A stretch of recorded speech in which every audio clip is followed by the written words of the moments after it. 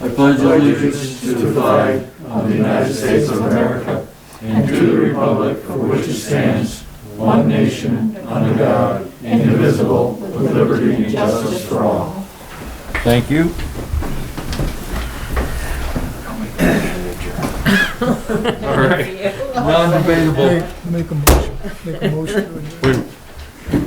Okay, amendments to the agenda. I have one for executive session. This came up yesterday. Can we add a discussion about an insurance contract? The insurance contract again under executive. Okay, anything else? Get a quick motion on that?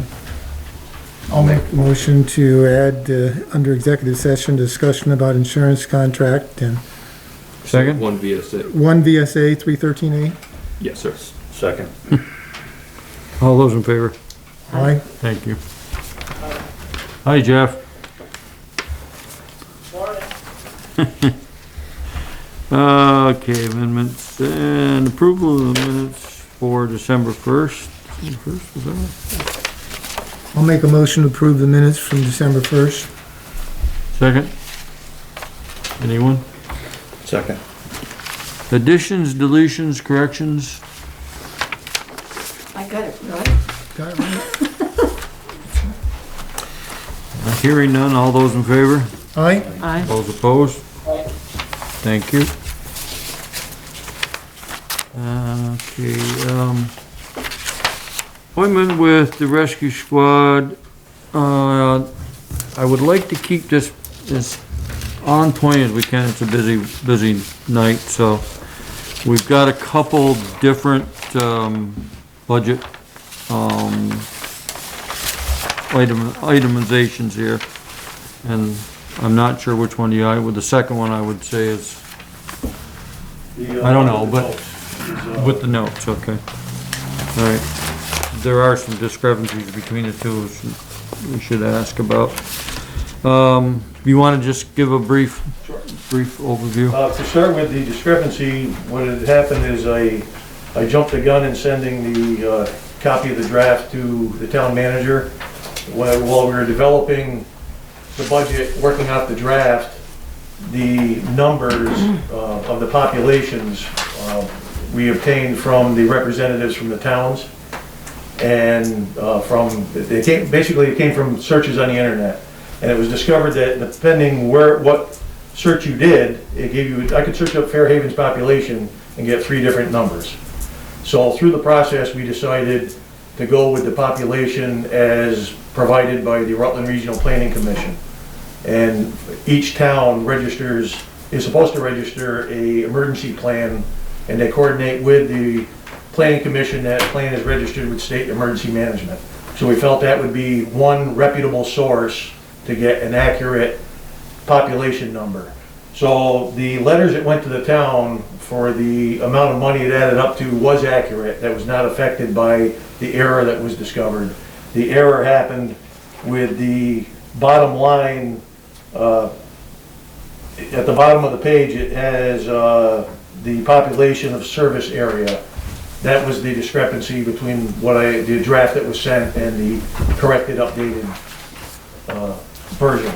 And also there were some questions the town manager asked about on the draft that I sent him. There was like $30,000 and it was listed as patient something. I don't remember. I don't have it in front of me. And so what we ended up doing is labeling things a little more clearly and putting an explanation to the right. So all the other numbers come in line. And again, the letters that were sent to the town were not affected or changed by either the draft that was sent or this last one that was sent in to you. And the reason I wanted to make myself available today, I understand the representative came to your last meeting and the board had a couple questions that he said he was not able to answer. So I wanted to be here, and if I can't answer them, I will. If I can, I'll tell you I don't know the answer and I'll go find the answer for you. To be perfectly honest, I don't remember what the question I think one, it had to do with why the per capita for Fairhaven was different than the per capita set by Rutland Regional for the areas they serve. I think that was one of the Well, there was one, I can say that I did a little internet search and found that Castleton gets Rutland Regional for 36,000 and change, is what they wrote in. And for us to Can I keep it? approve 123,000, there's a pretty large disparity and more people in Castleton, and I Oh, just absolutely. would like to understand why there's such a large disparity there. Well, people should know that it costs a set amount of money. If you personally wanted to have a licensed ambulance to serve you, it would cost this amount of money. Because there's items on the truck that expire, the insurances, to pay the staff, everything. It costs a set amount of money for one ambulance. So to pay for that ambulance, you bill the customers that you transport to the hospital, you bill their insurance company. So there's money that comes in from that. Another source of income is the number of transfers. And if you look at Rutland, they have 4 nursing homes that they transfer patients frequently. So they bring in quite a bit of revenue from the transfers. So they're doing a higher call volume and counting emergency calls and the transfers, so they're bringing more money in, and that helps pay for their service. In addition to that, the difference between the money that comes in and what it costs to run an ambulance, that difference, as you know, is divided up amongst the population you serve, and that gives you your per capita rate. So with Rutland City, their per capita rate includes the population of Rutland City, which is a higher number of people. So if we had more people, the per capita rate obviously would be a lot lower. Now, they reached out and covered Castleton. They went with the per capita rate of the areas that they serve, which included the population of Rutland City. So they have a lot more money coming in than Fairhaven Rescue does. But it still costs a set amount of money to have an ambulance. Yeah, and the only reason I asked the question, Sean, is because Oh. it's still, 123,000 is a lot of money. Absolutely. And another question that came up was, have we discussed with Rutland Regional about working with them? Because we have a site, and I haven't. and that's not us talking to them. It's the rescue squad, talking to them. I personally have not talked to them, other than informally. It's my understanding they're not really interested in expanding further, but I can't speak for them. I mean, if they could do something and provide a service, you know, in my opinion, is living in town, I would rather not wait a half an hour for an ambulance. Which you can't guarantee, even if there's an ambulance here, you can't guarantee that somebody's in the building when I need an ambulance. They could be on another call and you'd have to call a mutual aid ambulance anyway. I, as a citizen, wouldn't be opposed to an ambulance service if they could do it cheaper and they were here. Great, you know, I don't know how they're doing it, but great. I honestly don't see them wanting to merge with us or take over Fairhaven and have our people work for them, or I just don't see it happening, but by all means, I mean, if somebody could work out a plan, I'd support whatever would be best for the community. Well, my saying is, you couldn't have picked the worst year to do this. I'm sorry, I just feel you should have done it in slower bits or something, because tripling or doubling, better than doubling what we paid last year. What's gonna happen if this goes down? You got absolutely nothing. I would think you'd be better off with $65,000 or $70,000 that you could work with instead of losing the whole shot. Well, I mean, come on, this is, again, this is hammering pretty hard, I mean, with everything else that's going on. you know, I absolutely see your point, I see where you're coming from, but the fact is, this isn't something where we can get by with a little less, because this is what it costs to run an ambulance. When I walked in the door, it was pretty close. The reserves that they had built up, one thing that had happened, as you know, is they were volunteer many years ago, they built up a substantial reserve. And they hadn't raised the per capita rate except for briefly a couple times in like 20 years, a little over 20 years. So what they were doing instead of, I can't say it was poor management, it was a decision apparently, but instead of raising the per capita rate, they paid the difference off the reserve that they had built up. That reserve is gone. When I walked in, that reserve wasn't there. So there's no way to do it. How comfortable are you that your assumptions? Hold on, Jeff. Go ahead, Jeff. I'll wait. Well, I was just wondering how much they were infusing into the budget each year in the last, say, 3 years. I'd have to look at the records to give you an accurate answer. It was losing money every month. It still is losing money. I mean, we've got a couple grants and we've got some things to carry, but it is not sustainable on the path it's on with the income that's coming in right now. It's not going to be sustainable. I think the hard part for people to understand is we talked about it, last year, and we had the increase, and that got us to flat funding, we thought. So I guess I'm wondering how nobody noticed the extra $150,000 that was going out the door. Yeah, I wonder that myself. Like I said, I can't speak for what happened before I walked in the door.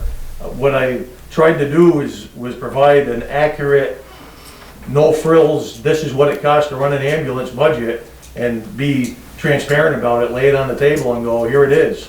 And I'm open for ideas. That's one reason why I had suggested possibly looking at the town applying for the SAFER grant, because that would potentially pay for some salaries. I'm just trying to find a solution, even looking outside the box. We were pursuing building relationships with transfer agencies, because that will help. UVM and I have been talking, but they got hammered with that virus on their computers, and it set the guy that I was dealing with back months. So he's got to get his feet under him before we start discussing that again, about potentially doing transfers on a regular basis to UVM. But I am absolutely open for suggestions. If people have an idea of how to draw income. And my follow-up is how confident are you that it will stay level at this level for the next couple of years? Looking at the budget, this will cover the bills. This does not factor in replacing a vehicle, a vehicle replacement plan. It's my hope that we can reach out for grants. I understand there's a grant we can apply for vehicle replacement that comes out in the spring. I'm going to look for every grant we can. I'm going to try to build relationships with transfer agencies, and I'm hoping that will start building a little bit more. And again, I want to be real transparent with the budget. Every year, as long as I'm involved, I plan on providing the town the budget and go, this is where we're at, and keeping everybody informed. I can't tell what it's going to be in the future, but I believe this right here brings us to where we can operate. Does this maintain 2 ambulances? This maintains 1 ambulance. What I've been doing, when I took over, they weren't doing transfers.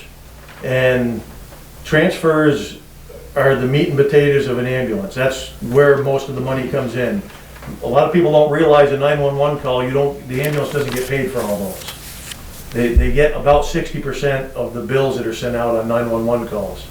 When you do a transfer between a nursing home or the hospital and a home, something like that, we don't go until these questions are answered.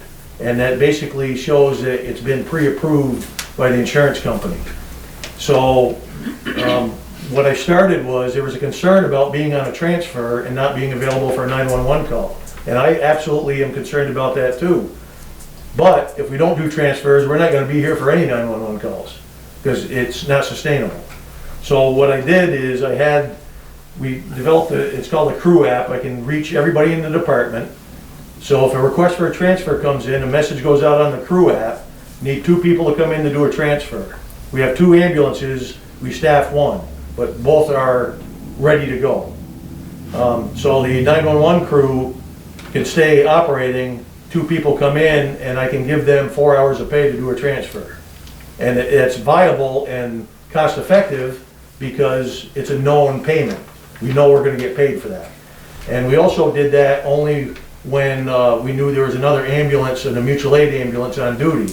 Because there's other towns that are hurting too, and there's other towns, people have no idea, there's times other mutual aid ambulances aren't available.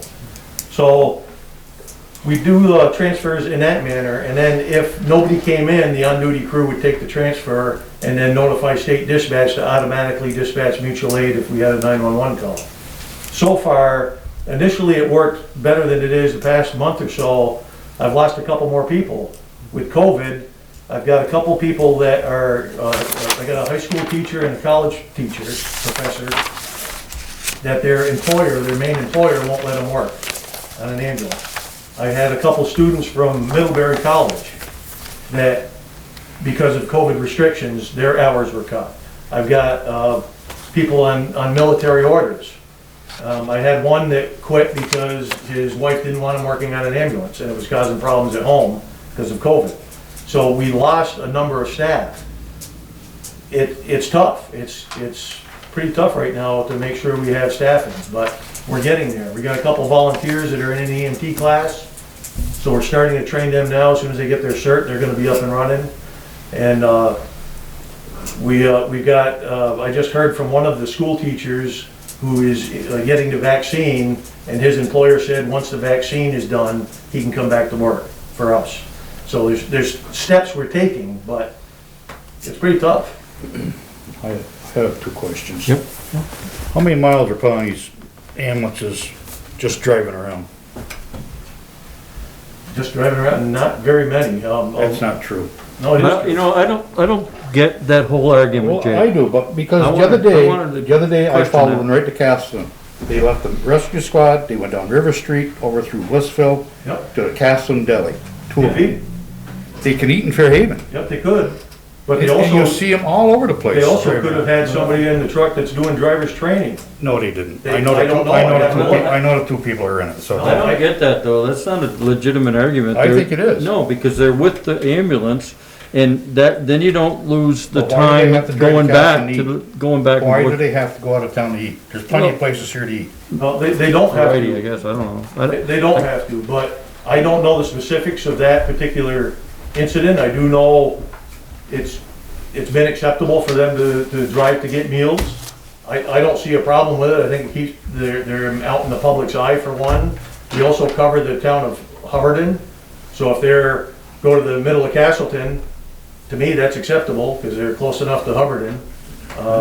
And on the other thing, because I'm not gonna go on with it, because nothing's ever gonna get done about it. The other thing is, in here, the estimate revenue, why isn't there any estimate revenue for transfers? I believe is that not in medical billing? I don't know, it doesn't say anything here. Well, I could try to break that down to differentiate between what 911 calls are and what transfers, if you like. But I Well, believe it should be, that it should be a revenue. There should be a showing of revenue for what you're doing. I It probably believe would be helpful to have it broken down, yeah. Well, that money is shown. It isn't just hidden somewhere. It isn't like we're bringing in money from transfers and not letting anybody know about it. Yeah, I mean, I don't want it to sound like everyone's down on the rescue squad. I think you're doing a great job. I think they've done a good job of recovering. Where my concern comes, I don't know what your confidence, you make some assumptions when you put this budget Well, together. absolutely. And the budget that we just voted on for you only started July 1 and it goes to July 1 of 21. I'd feel personally a lot more comfortable if we had a little more time to know we had our hands around.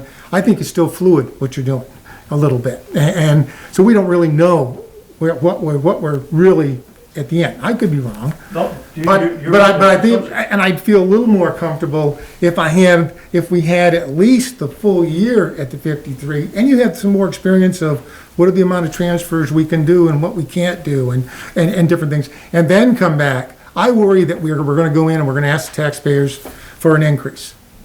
And we'll be right back next March asking for another one.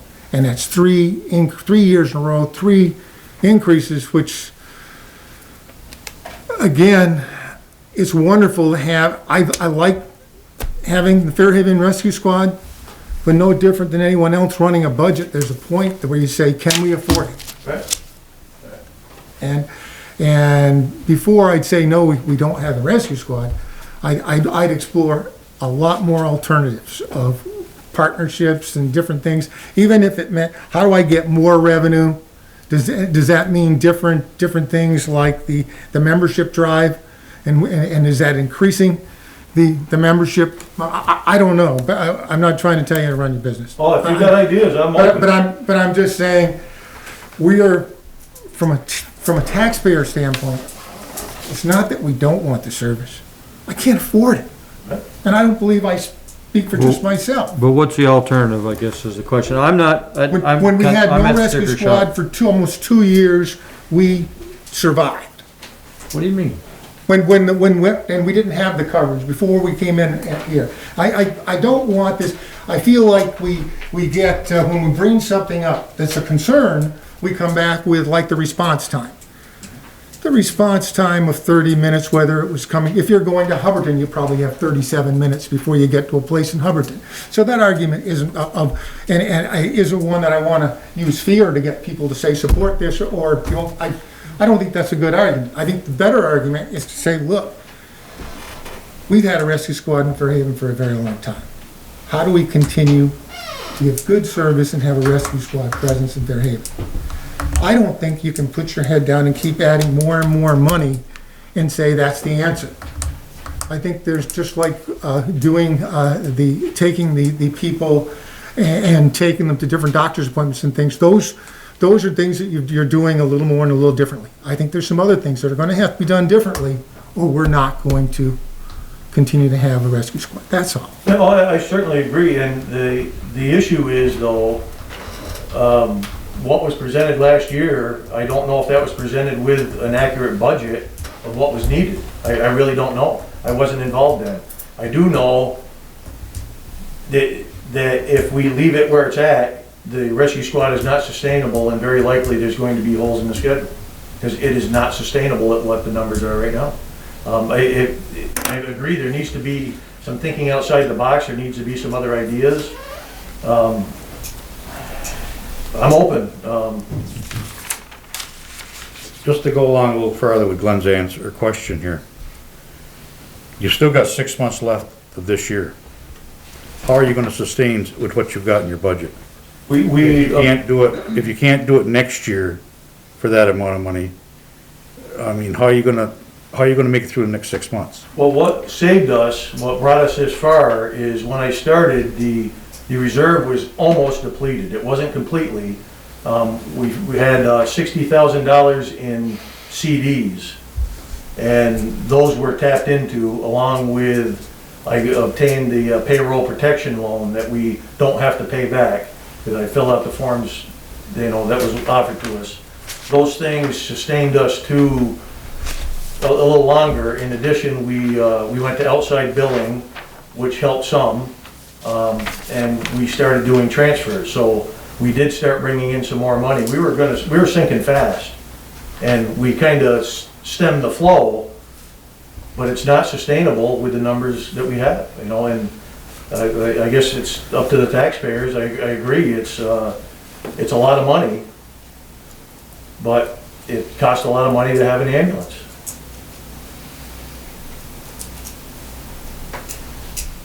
Other questions? Do we, Go ahead, go Jeff. ahead, Bob. No, go ahead, Jeff. I was gonna just, Do we know what happens if it does get voted down? Do we have any options as a board after that? We've still got ambulance service till July 1, because we still have the budget from this year. Right. I would say you'd have to go back, I'd say you'd have to go back through and do the budget over for the rescue squad, and because it isn't in our budget. This is a it's an appropriation. appropriation vote, so if it Would goes you down. Would you potentially have a special vote for it? What, that's, and maybe, Joe, did Rutland Regional tell us that they wouldn't put an estimate together because, until the voters said they want it? So, again, in order to get even an estimate from them, it sounds like we have to go to the voters and say, would you like to entertain Rutland Regional supplying ambulance service? So to answer your question, I think, and if we don't find out, it's not on this March ballot, and it gets voted down, we'd have to wait to either next March or do some kind of, I don't even want to get into special elections, to vote on. Jeff, I can find out about a special election. I don't know, it's because it's an outside Appropriation, business. I don't know. It's an Yeah, it's appropriation. an outside business, it doesn't seem, Right. it seems a little abnormal, but I don't think it would be illegal in any way. Right. I mean, Well, I only our appropriation, I mean, that doesn't, count any other towns, all the towns would have to agree to do that. Well, I mean, we're being pessimistic, I mean, there's, as I've said before, there's an awful lot of ownership to that rescue squad, and that's the only thing you got going for you, to be honest with you. I agree. You know, it's a lot of money, and, I mean, it's a lot of money at once. Jay's. lot of sticker shock. Yeah, exactly. I absolutely understand. I feel the same way. I pay taxes here too, and I don't like it. But at this point, it's an accurate budget. This is what it costs to run an ambulance. My point to John and to you is the same, is you guys gotta do your homework and your politicking, and you gotta talk to people in each of the towns and get, I mean, it's a lot of money. I mean, just for rolling reference, every $20,000 is a penny on the tax rate. That's the way it works. I believe this comes out to 7 cents. Yeah. 7 cents on the tax rate. And we were at 3, I believe.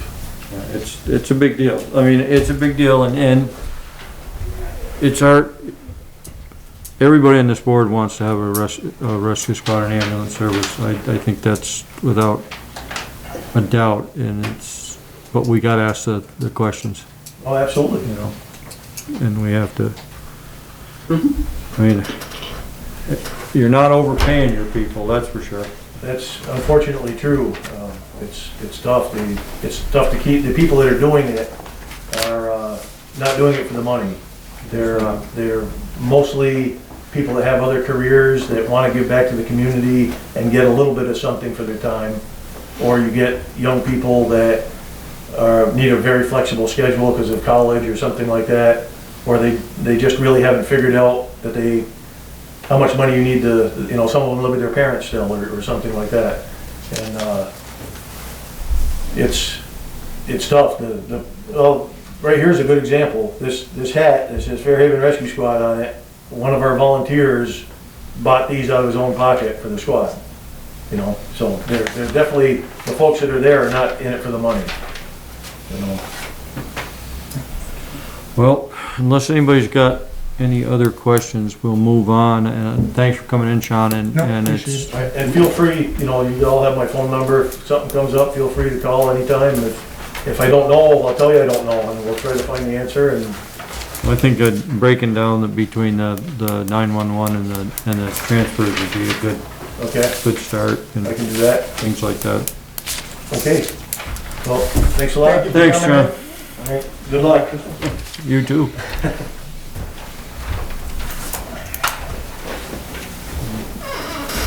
Five minutes for public comment. John? The piping system for the pump station at the home park was completed today. However, the one pump in the pump station was not working. It couldn't be tested. So now it's up to a plumber and an electrician to come and get that part of it done. Was that pipe from the pump station to the or from the manhole to the main, is that plugged? No, it's all working now. Okay. But it hasn't been tested. All the drain backs are back with there. The drain to the manhole itself is cleaned out and working, so. But it's still not. Are they on an order to Yes. get everything going? Yes, they have 30 days. Okay.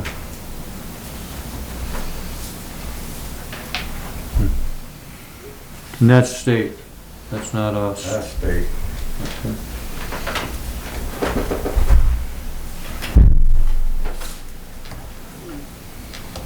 Well, let's hope they get it right. What happens if they don't? I guess we should be prepared for that. That's not a good question. It's the end of it. And then what do we do? What happens to those people? They move.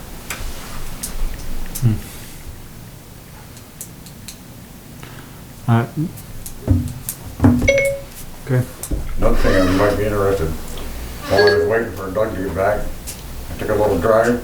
There's 26 unoperable cars located in that facility. And it's time we did something to get rid of the junk cars and the 2 junk cars that are operating there.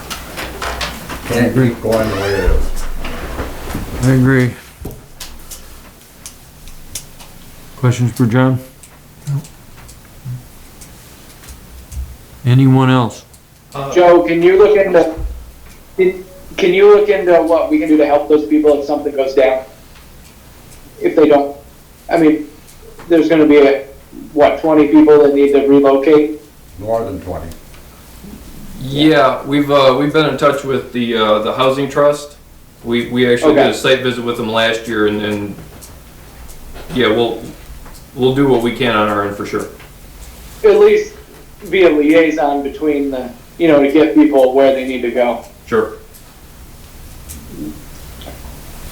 Hopefully it all works out anyway. Grave concern too, maybe. They're aware of it. Yeah, I'm sure. Sure. My name is Joshua Ferguson, so I'm presenting on something less high stakes, more positive. At the beginning of December, I met with Mr. Kevin Durkee, who owns the building at the top of the hill on Main Street, and him and I discussed plans to put a Vermont Veterans Tribute mural there. And we're going to work in conjunction with Emily Stockwell's team with Hometown Heroes. And Emily and I, both of our teams, will meet in January. And we're just going to hold a status update meeting. And we'll plan for finishing in 2022 on Memorial Day. And I just wanted to share an open letter based on this project with the select board administrators and just to the community. I'm a lifelong Vermonter and raised here in Fairhaven. So what we want to do is have local veterans recognized, and it's just a general tribute because Fairhaven is a border town with New York, and it would provide us a project that's complementary to revitalization projects that are underway. So it sort of complements what's happening, and it's a way to help raise the historic profile of Fairhaven a little bit. And we'll also highlight historical figures like Matthew Lyon and a few other individuals that are notable from Fairhaven. And from the open letter, you'll be able to see what our main aims are, and we will share an update in January when we meet. It should be late January. And we're anticipating with the COVID-19, the herd immunity around March. I'm in public health, so we will start being more active at that time. So right now we're just getting our teams aligned and making sure we can accomplish this project. Because the Hometown Heroes project is about half funded. So we're gonna make sure we accomplish it on time and have a ceremony with the community. We want to we'll do it well. And I just wanted to share that. And I'll share a copy of the letter for the board and clerk. Great news. It's good stuff. I would like to see you get a hold of the itty bitty committee here, because they've been planning on putting something on that building also. Oh, yes. So, I mean, they'd already talked to Kevin about putting something on there also, so. Yes. And they were going through fundraising to do it, or they were looking for a grant to put it on, so. Yes. And if the committees can work together, this might work out very well. And the paintable surface that we were looking at, exactly what you just said, sir. It's pretty large. It's like 20 feet in width and 16 feet in height. It's really nice. Great. Good stuff. You wanna read that letter, Um, or you're just gonna give it to us? it just kind of talks about how I met with Mr. Durkee and then Okay. a little bit of history about Fairhaven. I'll share it so you can. We certainly What are you encourage. calling it? Vermont Veterans Tribute in Fairhaven, because other localities can have their own Vermont Veterans Tribute. So it's Appreciate your effort. Very good. Question? Oh, good stuff. Come on back and tell us what's going on. I will. And, it'll be good to get hold of the committee. They've been pounding out some neat stuff, so. Yes. Thank you guys. Thank you all. Thank All you. right, thank you, thanks for coming. Other than that's good. Department head report. Evening, everybody. So, the highway end of it, we have been able, or we've been out a couple times, different occasions with the rain, just a little bit of snow we've had, to put some salt and some sand down. Equipment's been holding up very well, of course, with the first round of it. We did find some weak links that we missed in the prepping, but those have mostly been sorted out. And of course, we're still waiting on final word of what tomorrow night brings us. So they're changing it as we speak. I think even probably tomorrow they'll even change it more, depending on which way they go with it this time. Well, with all that other stuff going on, we did have a bit of rain come down. We had a couple of clogged culverts that we were able to get to and get them opened back up. And one of them is scheduled to be replaced next year. The one up on Scotch Hill, the area of Griffith Road. Mowers have been prepped for next season, put away. We look forward to a little bit of snow just to practice our trade of getting rid of that stuff. So, the water side of it, of the water plant, we got a temporary drain line in that's draining that water that's leaking into the intake tunnel, run into the drying bed. We did that to help us, allow us to monitor more closely the water coming out of that tunnel, so we didn't have it icing up at the entrance of the tunnel itself and making an issue right there. As well as the plant, or the operators at the plant were concerned that at some point, if we didn't put it into that drying bed or into a confined space, if we had, the pipe did something weird in the middle of the night, that we might not have control of that water. We might get to the building and get inside and do some flooding into the lowest point of that building is the blower room. We really don't want water in there, so. Within that drying bed, we have capacity to hold the water if something happens, other than, right now it's currently draining into about a 6-foot area inside that drying bed and filtering through into the storm drain out to where it needs to go, so. Otherwise, the plant itself, this is the guys up there are doing a real good job. It's running real smooth. Of course, with the COVID stuff, they're laying low with being out in the public, and you know, they're still doing their weekly readings, so we get that information to keep people updated to if something's going on at their property and such.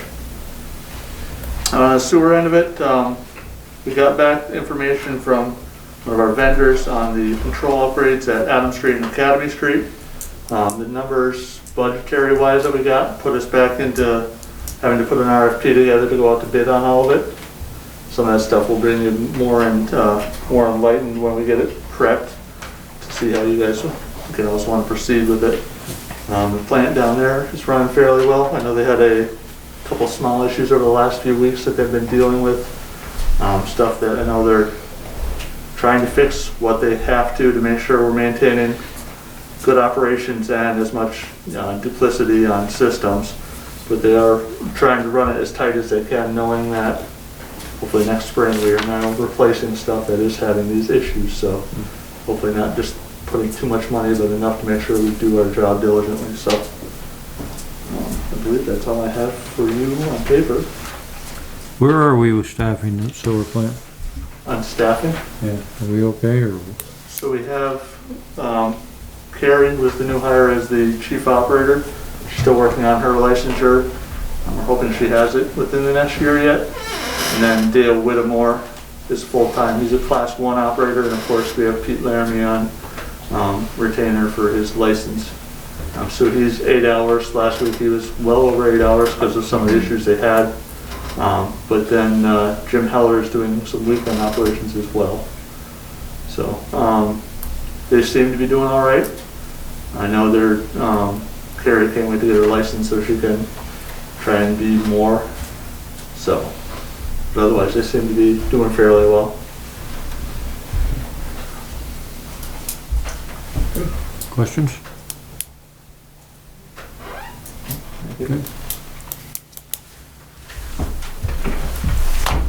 Okay, we'll start with the police chief's report. The chief said, fortunately, he's been slow. They're still doing a lot of traffic stops. He actually flashed me out on South Main the other day. I might have been going a little fast.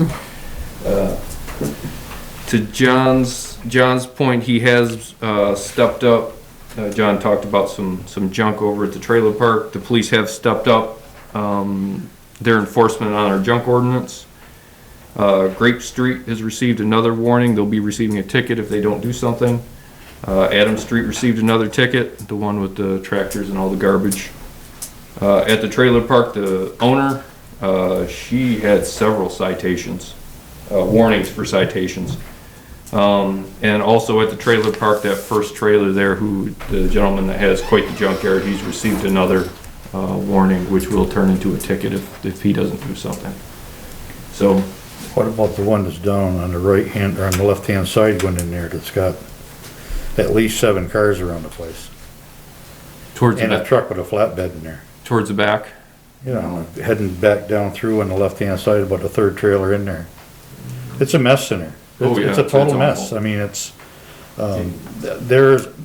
they broke every zoning reg there is to break up there.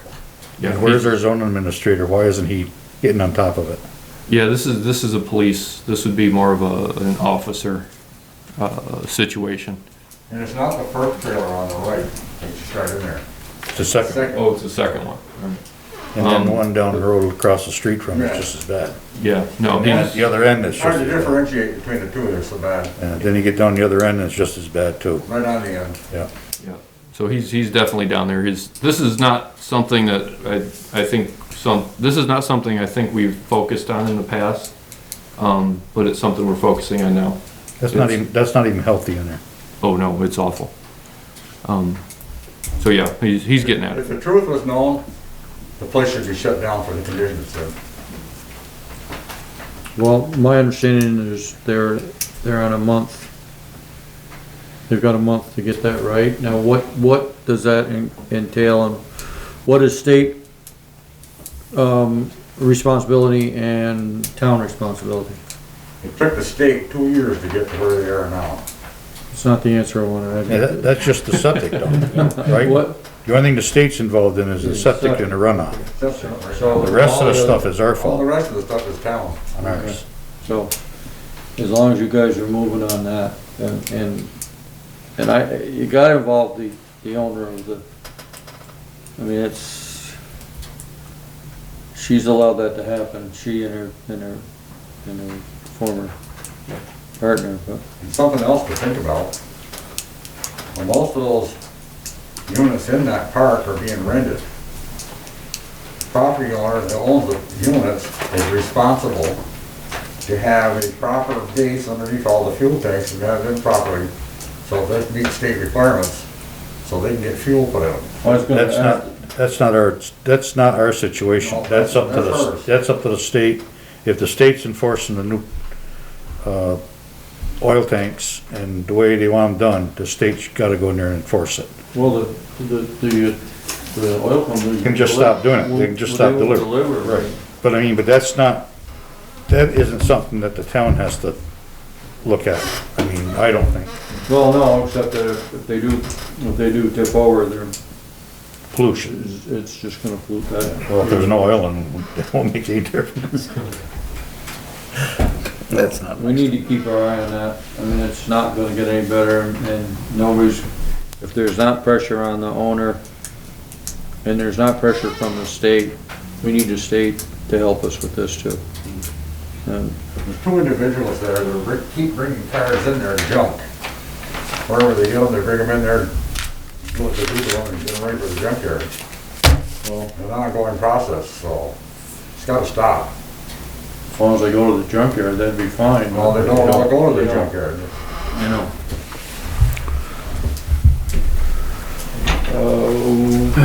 Okay. Yeah. So, talking about the junk cars though, and cleaning up some of the properties, we did receive which is nice. We received a Christmas card from a family in town. I read it, that's kinda cool. It was very nice, and sometimes we create a lot of hate and discontent by telling people, please clean up your junk. But it's these folks that sent this Christmas card that they actually said, thank you for cleaning up these derelict properties. Did you see it, Bob? Yeah, I got, Oh, okay. It meant a lot, because you always kind of hear the negative side. You don't see the people that actually benefit from this kind of thing, so. you can read it if you want. Wouldn't hurt my feelings. All right. I was happy to get it. I was gonna read I it think we later. all should be. Okay, so the town received a Christmas card. This family says, it's remarkable what knowledge and concerned people can do. We're impressed and pleased to see and enjoy the many improvements in Fairhaven over the last 3 years they've lived here.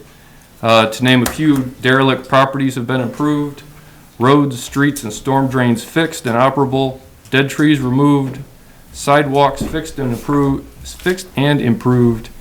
The list is very impressive. The response, especially during this COVID situation, is admirable. And they say, just look at the park, downtown and community gatherings, not only fun and neighborly, but also safe. There are so many people involved, staff, elected officials, appointed individuals, volunteers, and of course, Mayor Murphy. Thanks to all for working to keep Fairhaven a truly fair haven. From Paul and Barbara Corby. We appreciate the Absolutely. kind words. Moving on. Speaking of COVID, we sent in reimbursements. There were 2 grants we received. One, the listers and the town clerk received grant funding to digitize our documents and get them online. We also received a grant for things like this television and new hardware and software, so that way we could access the internet and have meetings. All total, we've received almost $47,000 in COVID funding to upgrade our systems. Something we really needed. The playground grant, I think I'd mentioned last time that it was going to be submitted. That grant was submitted, so we're just waiting for them to get back with us. Bid specs for the elevator project, something I've been promising for at least 6 months. The bid specs are with USDA right now. They're going to give us approval, and those will go out hopefully at the end of this year, end of this month, excuse me. The park lighting, something else folks are impatient to hear about. The park lighting and parking lot bids are back. We're reviewing those for correctness, and we'll get approval from the state to move forward with that project. So they're going to have to do their digs to make sure we're not digging up any historic sites, or make sure we're not going to be in a flood zone. I know. If it's flooded there, we're in deep trouble. We're in deep trouble. Way deep. Another COVID grant that we took part in, this grant would help pay back water bills for residents. We have 6 people apply, and I don't have the total yet, but the trailer park alone received $10,000 to pay back water bills. So that is great. How many? Which trailer park? Airport.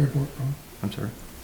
No, these 6 people are from the trailer park? They're from all over the town, but trailer park itself got 10,000. The new plow truck is due up at the end of this year. We're drafting the RFP to get the old truck advertised and sold.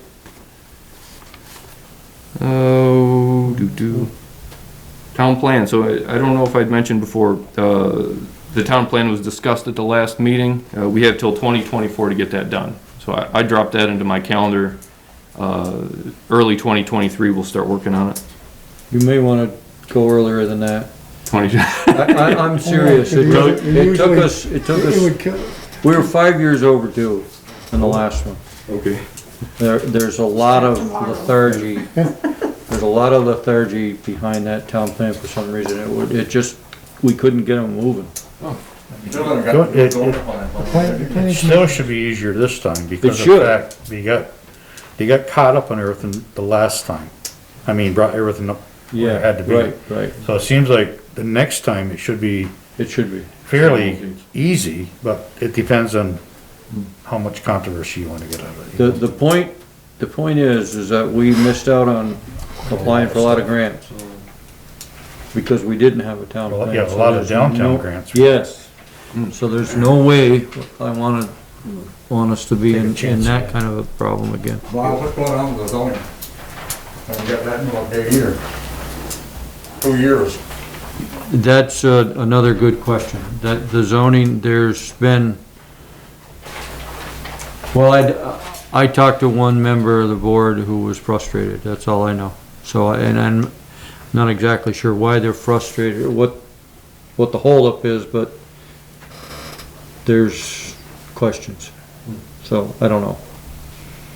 I don't know what the problem I is. haven't seen anything happening with a beam in the fire department either.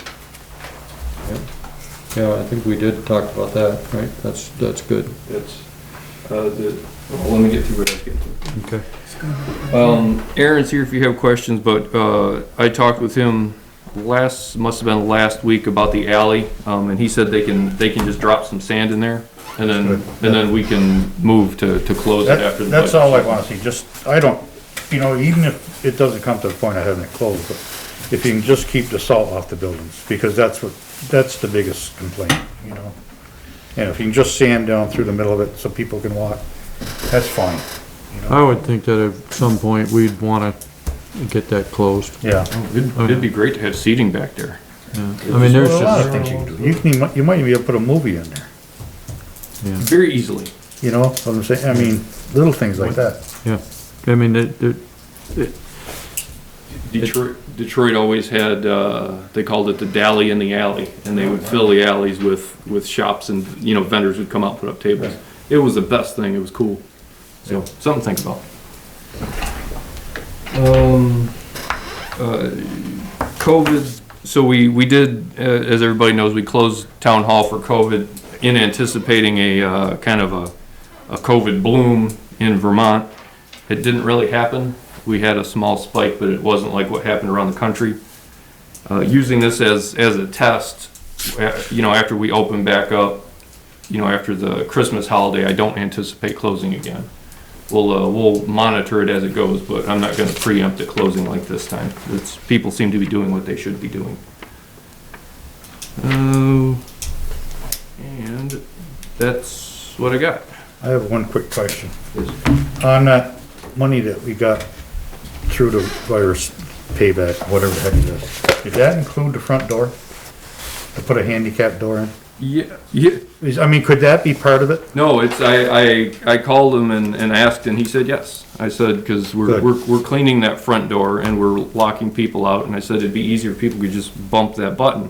Right. And he said, yeah, just put it in there and we'll get it done. So it's on order. Good. That's good to know.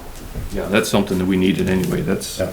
and to John's point about the beam, the insurance company did give us money to replace the beam.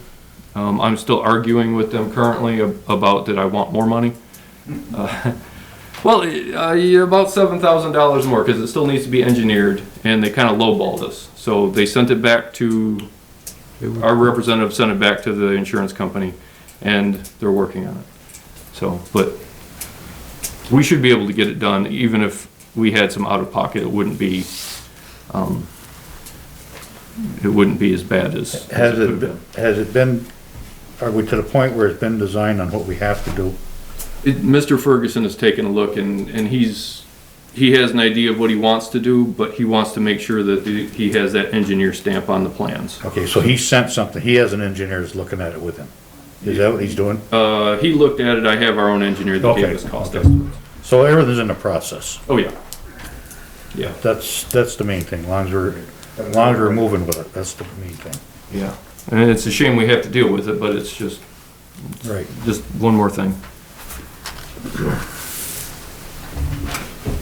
Questions for the town manager? Moving on. The solar contract. This is the solar contract to, it's a 7.5%, I think it was, reduction in our bill. Legal did look this over twice, and the changes about, keeping the company's secrets.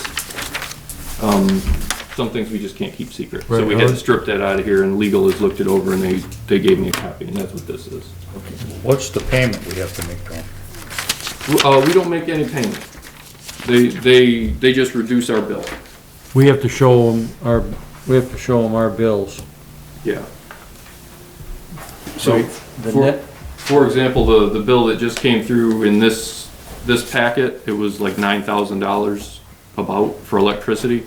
We would see a $650 reduction each month based on, the $9,000. Why, on here, in this contract, it says on a monthly basis, subscriber will pay to provider a payment equal to 92.5% of the value of the solar bill. they, To me, it sounds like we're paying them. we're paying,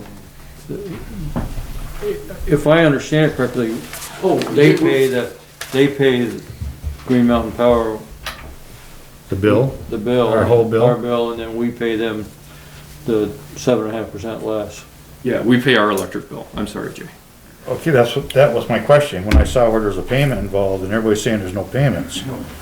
Yeah, we would just pay our electric bill instead of GMP. It's now going to these folks. What do you figure it's gonna be for savings? per year. It's anywhere between 5,000 and 7,000. Like I said, in this packet alone, we would save about $650. So every little bit. Yeah. And we can pull out there 6 months. anytime within 30 days, correct? No, Six months. Oh, I thought it said 30 days, they can pull out in 30 They can days. come out but 30, we have to do 6 months. 6 months, 180 days. And this is for the chair to sign. Yeah. And they have a similar, this company has a similar agreement with the school system, that they take advantage of. This revenue, every little bit. So we need a motion Do you need to a accept motion? the contract? I do. I'll make a motion to accept the solar net metering, credit contract with MHG Solar LLC. Perfect. Is there a second? Second. Discussion, more discussion? If they haven't got these solar panels up now, when does it start? They do have panels up, but they're continually adding more what they call projects. Yeah, so what we're doing, we're just jumping into a project they already have up and running. Okay. They have so much that they can sell, so much power. Now, what is it called? Solar net metering? Net metering Solar net is metering. why we're getting the percentage off. I think Is it, It's a, I it's don't a, understand. Is it because we're producing solar energy? They are. they are, and we're getting it at a discount. it's a way for them to put a meter on the sun.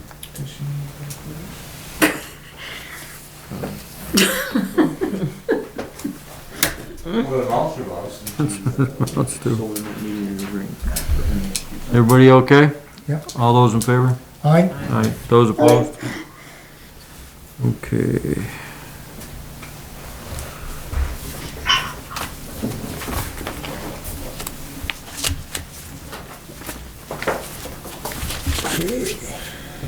New business.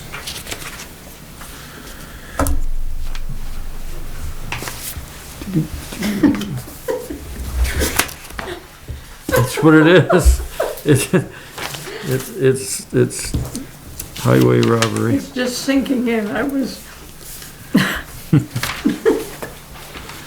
New business, appointment of zoning board of adjustment, Bonnie Rosati and Cindy Adams. Yeah, back in March, I just missed these appointments. It's 100% on me. But now we need to appoint them. For how long is this and have we advertised it? Or did we advertise it in March? Oh, it was advertised in March, and these are reappointments. Yeah. Bonnie and Cindy have, yeah. Well, the problem is we never get new blood because we just don't advertise. And if we don't advertise, we won't get new blood and fresh ideas help. So what are the terms? 3-year term, I believe. What's your pleasure, folks? Need a motion. Okay, you need a motion? I'll make a motion that we appoint Bonnie Rosati and Cindy Adams to a 3-year term on the zoning board Zoning Board of Adjustment. of adjustment. Is there a second? I'll second it. Thank you. Questions, comments? Is it really 3 years though? It's like 2 and a couple months at this point, right? It's a 3-year appointment, but it's not gonna be for 3 full years, From March. moving forward. That's right. It'll be effective March of this past year. Yeah, no, you can't backdate it, good Okay. point. So it won't be a full 3 years, it will be, 2 years and, To finish out the 3-year term there you go. of the two open, let me amend the motion. I'll make a motion that we appoint Bonnie Rosati and Cindy Adams to the zoning board of adjustment to fill the 2 vacancies of the 3-year 2 openings. You got that, Claire? Yeah, I won't say a thing. I'll make it up overnight. We'll allow you some Still vacancies. poetic license. Everybody understand what we're doing? All those in favor? Aye. Aye. Those opposed? Mine monthly. Okay, One opposed. one opposed. And the reason why I'm doing the one opposed is because it's nothing personal, it's just that I agree with Bob that we should really start pushing to get, we got another 3 years with the same group. And it's really, I believe in what Bob said, it's time, we need some new blood, we need some new ideas. And, hats off to all these people that volunteered all these years and been doing it. But I have to agree with Bob that we do need some new blood. So it's 4-1. Alrighty then, we are into budget review.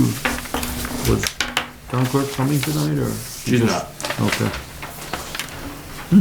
That's nice. Okay, elections is the first one.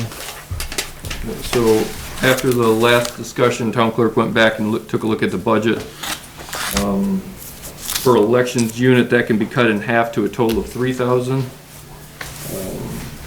What's cut in half? The total, total. the 6,000, Oh, 3,000? okay. Yep, the 3310-56 can be moved to $2,000. Okay. And just below that, that could be, the 310-60 can be moved to 1,000. That was gonna be my question.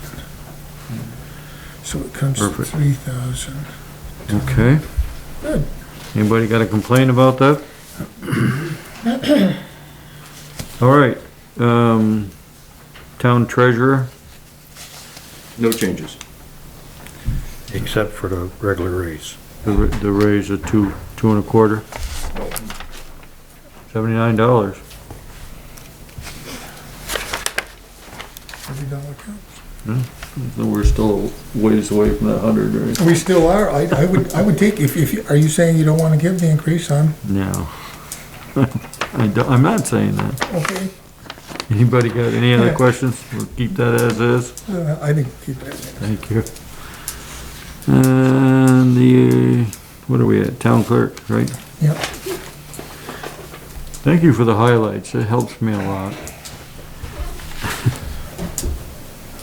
I thought Suzanne came and said even though that the rumor wasn't true, she's not retiring in 2021, but she may modify her schedule, and by keeping the salary here, that's not showing a modified schedule. So she's going to continue working a 40-hour week, all of the 21, 22.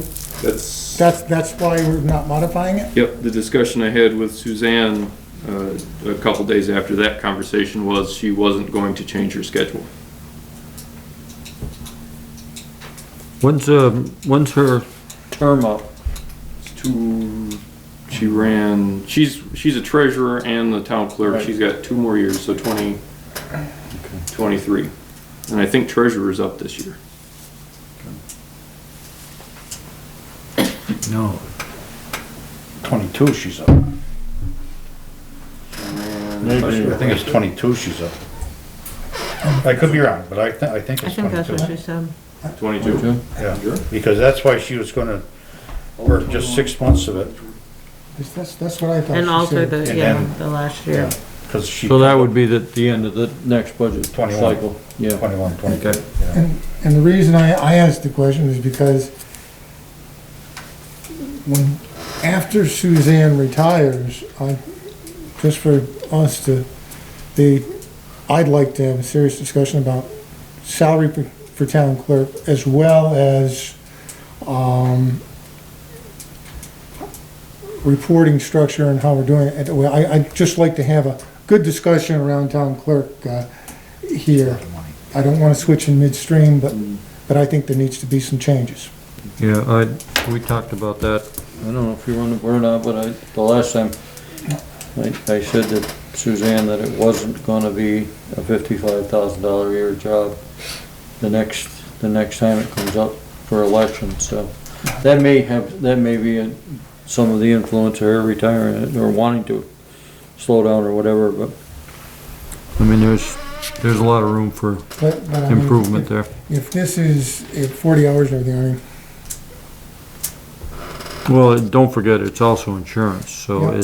it's 53,000, almost 54,000 plus insurance. And, you know, it would be nice to know what town clerks around the state do. I have that. You do? Oh, yeah. Okay. Well, why is that, why is that any kind of a surprise to me? When we have that discussion, the reason I wanna have that discussion, I have that information. It's pretty public, but I just. Yep. Okay, so we're going down through town clerk. Yell if anybody's got anything to offer. It looks like we're $1,500 less. And I'm sure that has to do with. It's the assistant salary, The assistant salary, yeah. Right. Somebody had to So get cut. Somebody had to that get just cut. seems odd, that they would back the assistant salary down Yeah, with her preparing to back up as well. Yeah, no, that's my cut. Your cut, okay. If we're not using, we bumped the salary up 2 years ago to do the scanning, And we're done. and it's, that we just haven't used that money, so there's no sense in continuing allocating it, Right. in my opinion. And did you get did I hear you right, you got COVID dollars? A to do ton, some scanning? a ton of COVID money to digitize, yes. So could that be conceivably even less?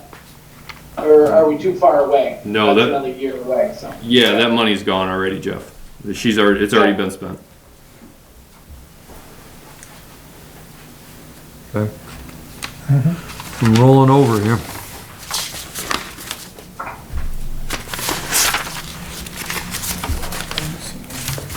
Emergency department, which is Yeah, our generator and our, Yeah, and Jim Heller is on the line for conversation about, emergency management and the fire department. okay. Jim, can you hear us? Yes, I did. There you are. Hey, man. Hi, Jim. Hello. Okay, so emergency management, nothing's really changed. I don't see No, emergency management looks good. arguing there. That maintenance fee for anybody that wasn't here before is kind of a set thing. They come in and go through the generator once a year, test it, and that's the bill we get. If I'm not mistaken, is that correct, Jim? That's correct. All right, fire department.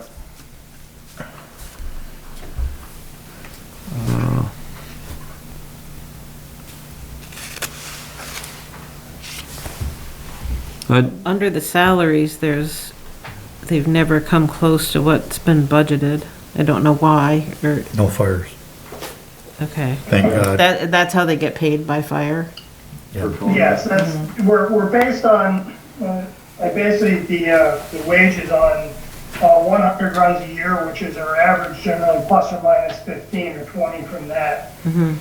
I think some of that is due to a decrease in manpower and the number of people available. Running an average of 10 men per run for the purposes of calculation. And that also includes anything that goes over an hour is paid on a per hour basis. So there's a little bit of buffer money there. It's a hard one to judge. The other thing is because of the time the budget's made up, it's based on prevailing minimum wage, and as you know, that is tied to cost of living. So it's kind of hard to estimate. I do the best I can, but sometimes it estimates out a little high. I mean, could we go down 10,000 or something like that? Some kind of a bit closer to? Yeah, again, it's kind of a crapshoot in how you want to play it, because the bottom line is you're going to pay people what you have to pay people regardless, so it's a matter of what you're comfortable with. Well, I mean, we really. If you look at the last 3 years, it seems like you could go down like maybe by a couple $1,000. Right, again, it's somewhat of a placeholder, and it's any salary item when you're projecting this far in advance. What do you want to? Let's do 1370 off it. Or I mean, yeah, 1370. Yep, let's go back. That'll put it back to 10,000. Put it back to 10,000 where it was. Okay. And roll the dice. Okay. Gonna make up for the rescue squad somehow. Sorry, Jim. I know. Unfortunately, we can't bill, I think, at very little.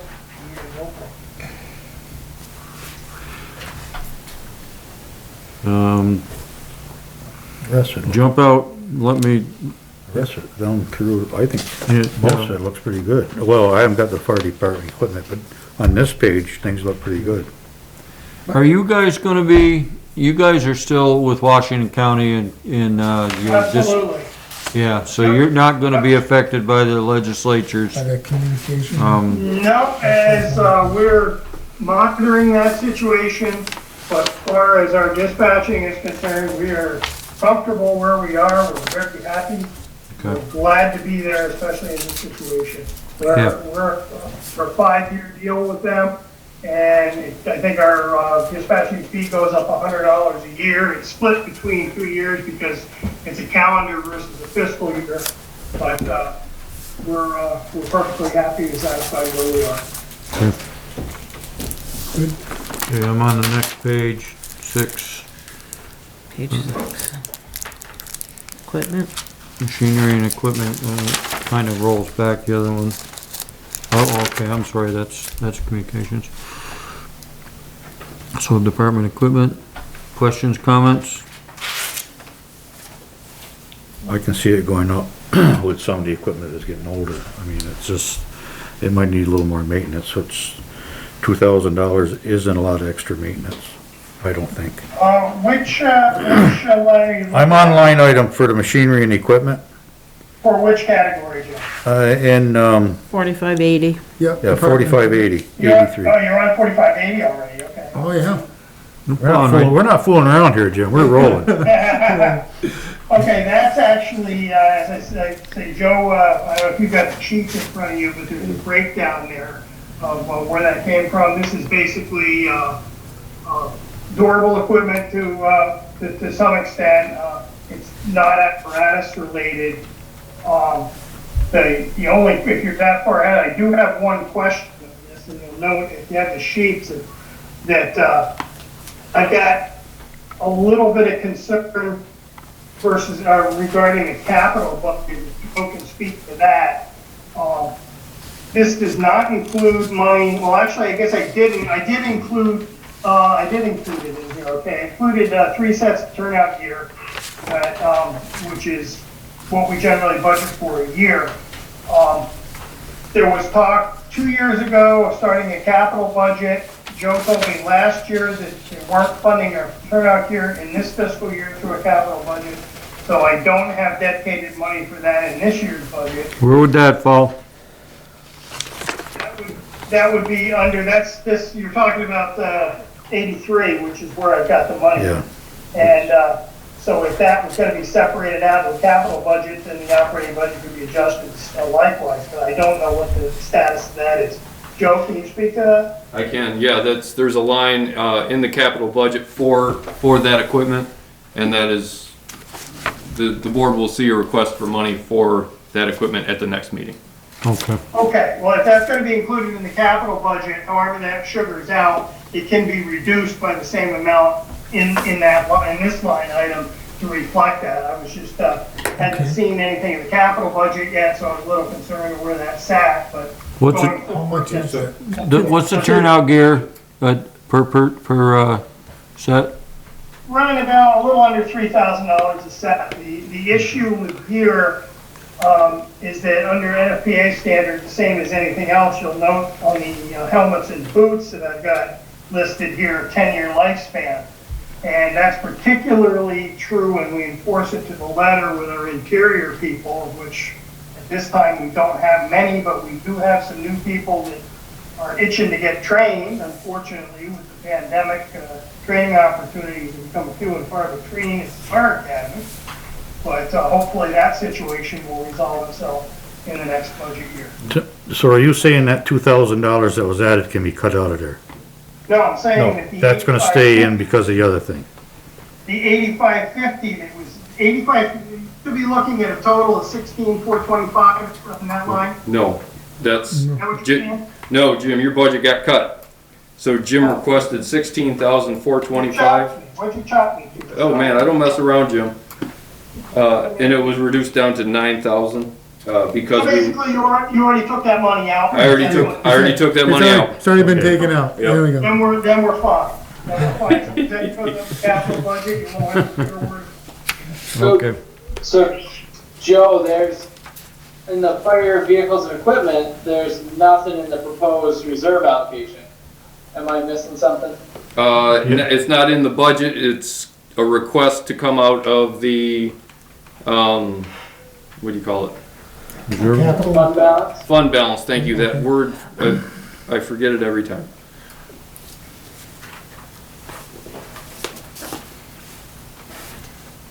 We should be careful with that. But we should, Even though that's a budget item? yeah. I mean, we do this we buy turnout gear every year. 3 is usually the thing. It should show in the budget, so sometime we may not have the fund balance and we still gotta buy the turnout gear and all of a sudden we're up in $9,000. I think you're getting a little confused, Bob, because I believe that is in the capital budget.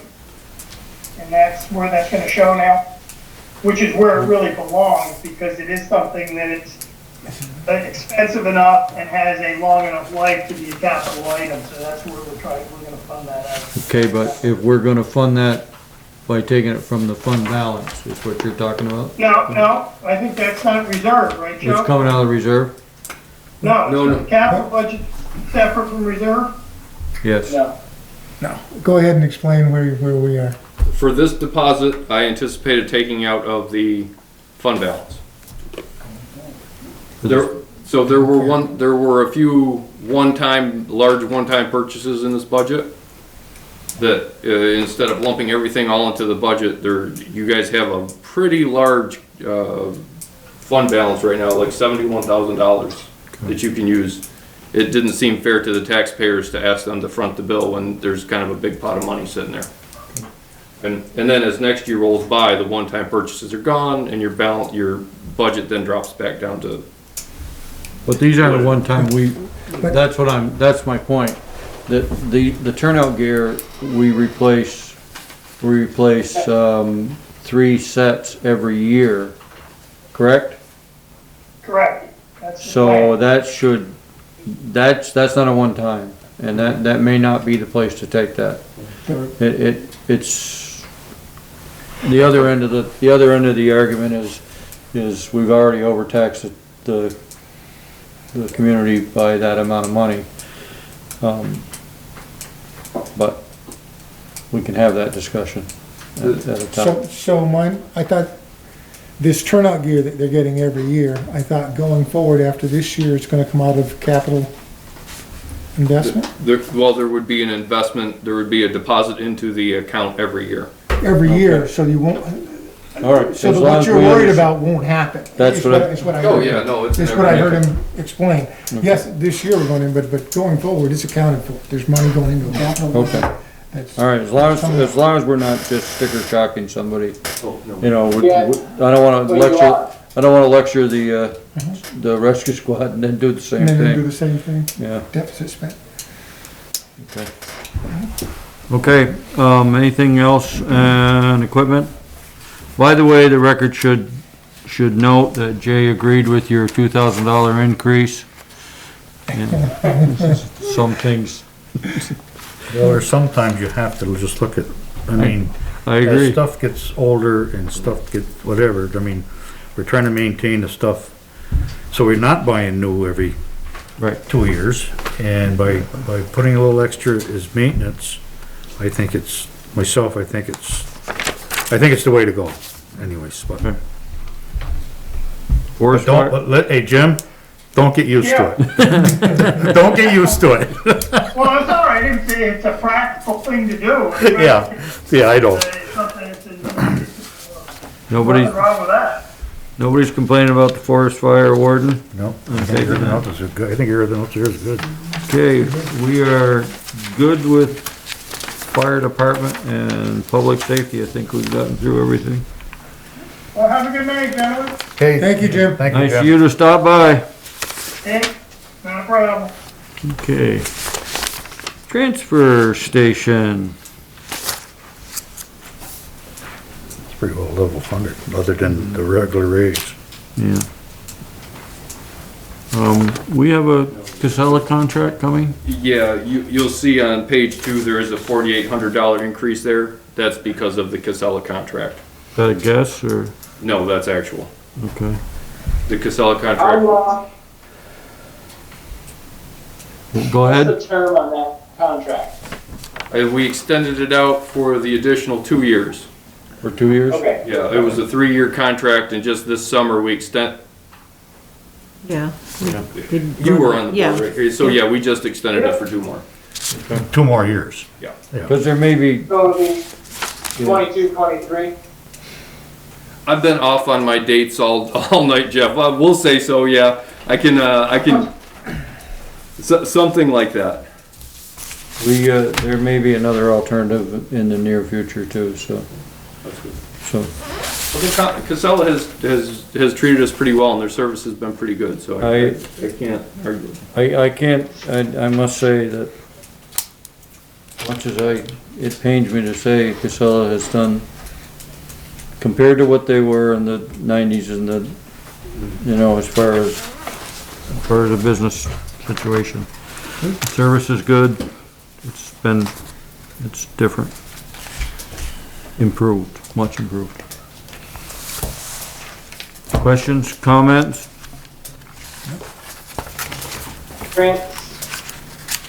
Transfer station overtime?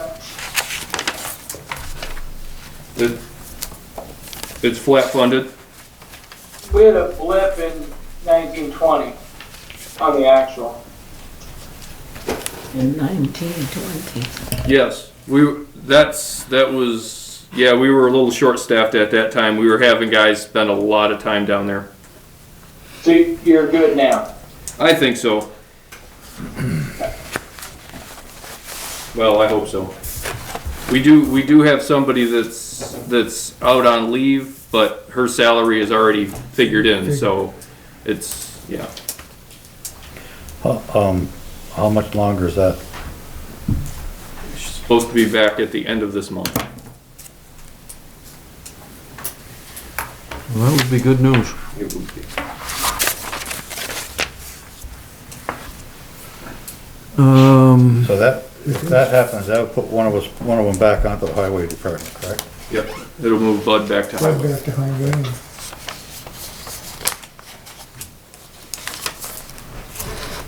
It couldn't happen at a better time, Oh, yeah. with winter time coming on and everything else, you know? Okay. If I'm not seeing anything else, I'm gonna call this a wrap for today. Something comes up,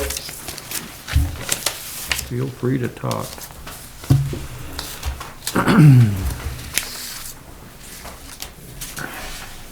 The parking lot. Now, the one thing I was gonna, we never finished the discussion with the brewery about tax stabilization, did we? No, we never did. So we should get that in a discussion form for ourselves, and that probably should be well, no, it isn't, no, never mind. I was gonna say executive session, but it's not executive session. The only thing that you can look at tax stabilization on that is just where the brewery is itself. You can't figure out the apartments that you got upstairs. No, yeah, there's a lot of variables in that, and we talked about it, and we talked about, we can use this one as a prototype and see how it works.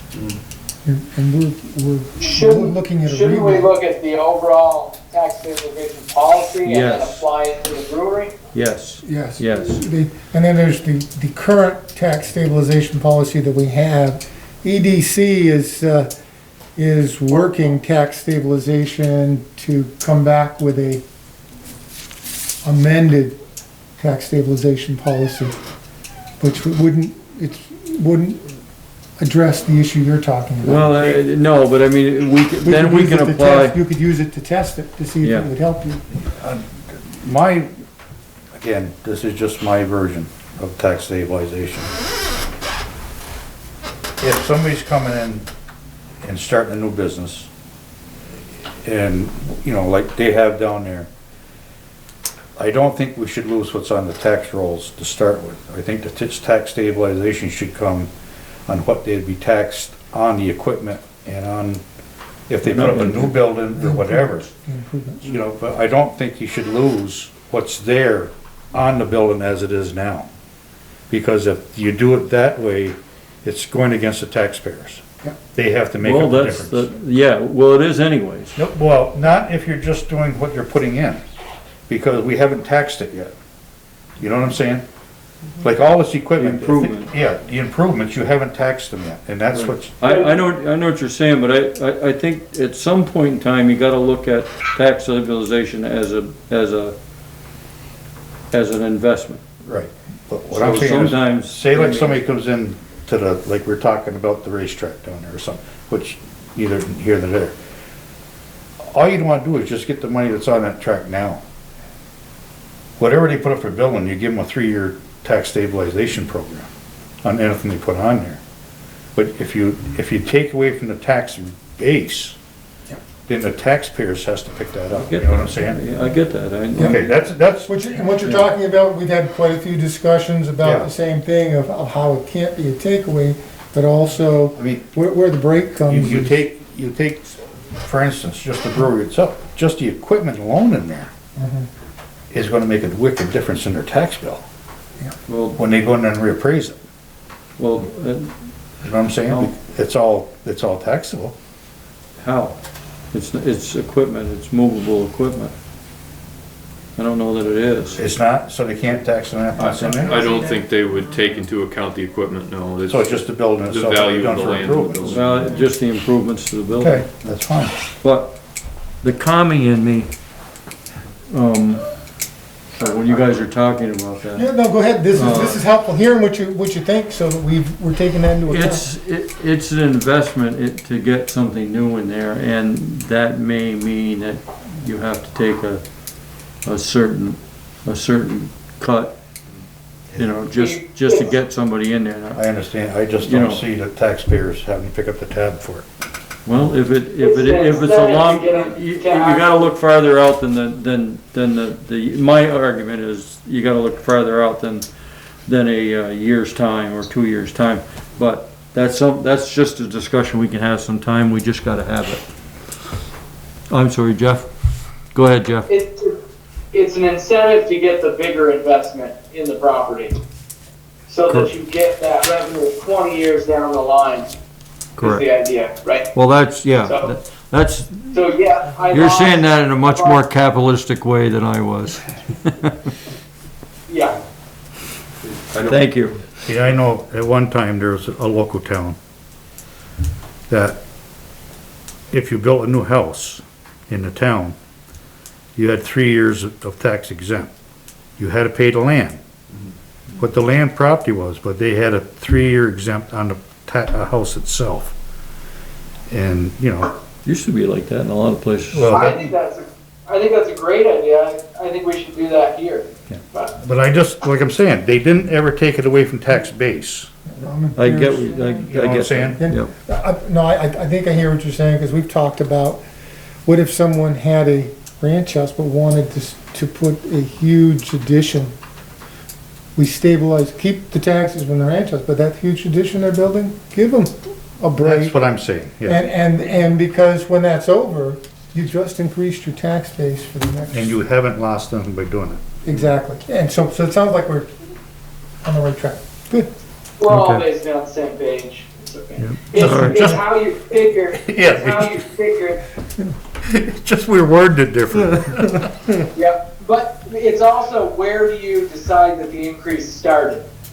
Right. I think that's where we all fell apart on the brewery. Yeah, I think so too, yeah. It's very. But it's gonna come back to, decide. it's gonna come back, we have to be prepared. They're gonna talk to us again, I'm sure. I think the only thing you really, all they have to do is show us what they put into it. Right? I mean, and it should be, if you're gonna do tax stabilize it, well, we better wait and talk about this. Yeah. I don't wanna We'll be here all to night. get into something where. We'll be here all night. Right, yeah. Let's, you know, as soon as we get the budget sometime in February, when we're budget over and stuff. Yep. Okay, Yeah, there's a few things to do yet, and that's Yeah. one of them, right? all right. Anything else in the parking lot that we can waste time on? Hot air? Boy. It's not a waste, I guess. Moving right along. Moving right along, board round table. Carol, Nothing, thank you. thank you. I wouldn't dare. On the trailer park, what's the balance of the water bill? After they had the 10,000? So they're probably, I don't have the exact number, but they were up towards 20,000, so they must be down to 10 to 15 at this point, because water has been accumulating. Is that continuing being paid on a regular basis, or? She pays a little bit when the bill comes, but the last 3 times I think it has been when we threatened to shut off, the tenants have come in and said, we'll pay it. And then they don't. I think we better keep on top of that one. Yeah, It's- As all of them, I mean, all the ones, the back water bill, because that's, well, again, I mean, every time, if we have places that aren't being paid, the rest of the people in the water system has to pay for it, because we gotta have the money in the budget. Yep. I mean, if our budget's so much and we're short, somewhere you gotta make it up. Yep. And the other thing about, going back to the same place, we really gotta get something up there to get that mess up there straight, taken care of. I mean, I don't know what the answer is. We can write tickets to them all day long and none of them are gonna pay them because the situation they're in. But the junk cars up there are terrible. And it's, really, they gotta get after it. So, that's all I got. Yeah, I think that's something that we gotta Thank, employ all the state agencies to be ready. And whatever, because if this thing, if it tips over, there's gonna be 20, you know, or however many families, but there's gonna be a bunch of people that are gonna be without anything. the only good part of it is not in the middle of town. Yeah, but it's Still not good, but at I least. mean, there's gonna be some people looking for a place to stay. And it's a property that we're gonna lose a bunch of tax revenue on. Yeah. We're not if getting they nothing don't- now, If they can't use it. but we're not I getting, know we're not getting it, but potentially it should be, right? I mean, it's tax money, but it's not a lot of tax money. About half of those trailers have been abandoned, and though they're sitting on the tax rolls, Yeah. the owners have been long gone. And we've addressed this before, that our only remedy is to take the trailers. Yeah. And nobody wants to do that. It's trailer parks and trailers in particular are very, very difficult in all towns, not just Harriet, and they're tough situations. Yep. I only had one question, are we putting brine, and I probably could have asked earlier, on the sidewalks? Notice with the last storm that we have a lot of people who walk in town, and the sidewalks were slippery and frozen, so people were walking in the street. I just didn't know, with knowing that we have storms coming in again, or did we stop doing brine before pre-storm, or are we gonna do brine? So we actually just sat through, I know last year they implemented the liquids Yeah, into the toolbox. I think it's a great tool for us to have. Personally speaking, I don't believe there was enough data collected to actually know what we saved or how much better we did for the cost of what got done. So I've kind of pulled back on the program just a little bit so I can understand fully where we can do better with it, whereas cost savings and or performance. The last couple storms, we did not do anything to the sidewalks just due to the way the weather was flipping and flopping. It was switching so fast. I'm not going to tell you we're not going to apply liquids, and I'm not going to tell you we are. We're trying to work out a way, the best way that we deem possible to maintain those sidewalks. You will be seeing the big trucks spraying their salt with that liquid because it does dramatically increase the ability of that salt to do its job. We have not come up with a total plan of what we're doing with sidewalks, other than we're working on getting all the tools that we've had in the past available. We had a little toe-behind sander that we used to sand the sidewalks. I know one year I think they salted the sidewalks.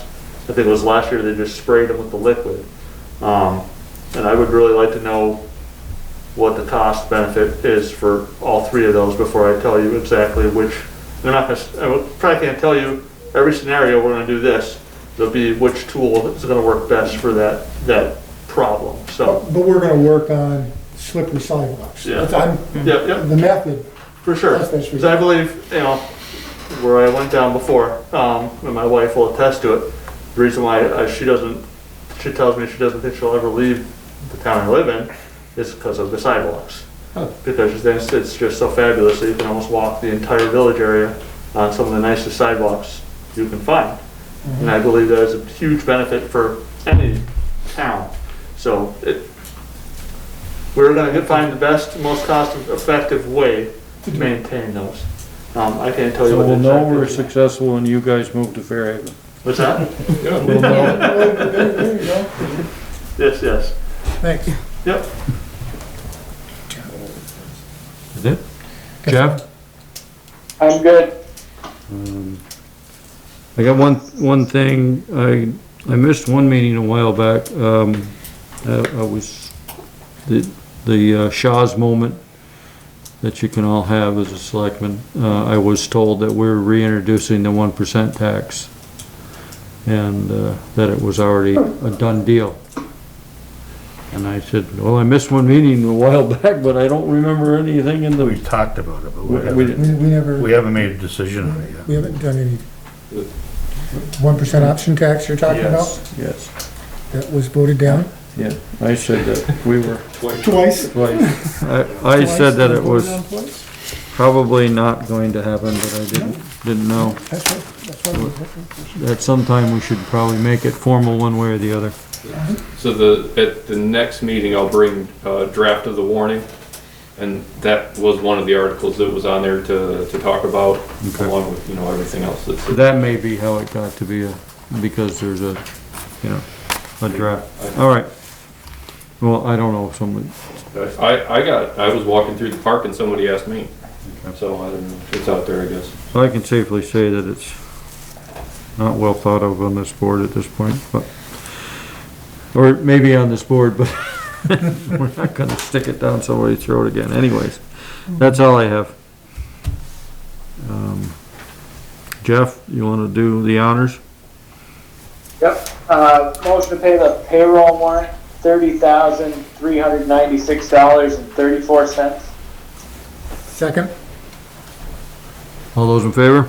Aye. All those opposed? One, Motion to pay the general fund warrant, $121,334.20. Second? all those in favor? Aye. All those opposed? All right, checkbook status, $49,206.31. all right. Our next agenda item is an executive session. I would entertain that motion. We can adjourn while everybody, Make a recess motion- while everybody.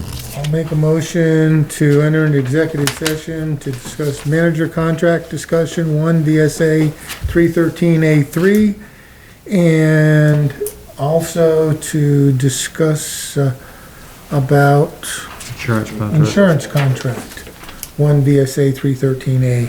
Second. All those in favor? Aye.